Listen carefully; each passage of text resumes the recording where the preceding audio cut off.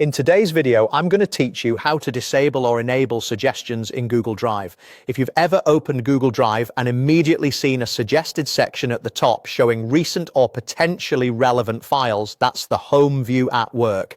In this walkthrough, I'll show you how to switch your start page to My Drive so you won't see those suggestions by default, and how to switch back if you want them again. We'll do this in a desktop web browser. Start by going to the Google Drive website and signing in if you aren't already. Once you're on the main Drive page, look toward the top right corner for the gear icon, which represents Settings.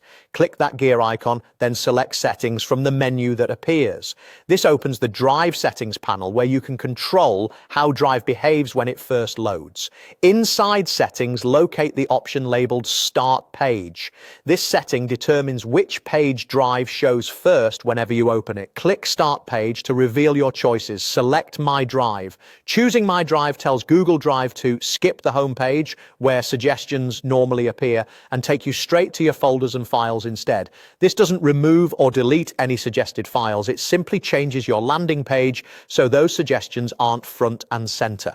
After selecting My Drive, you can close the Settings panel and return to Drive. To make sure the change takes effect cleanly, close the current Drive tab, then open Google Drive again in a new tab. When it loads, you should land directly on My Drive and no longer see the suggested section you saw on Home.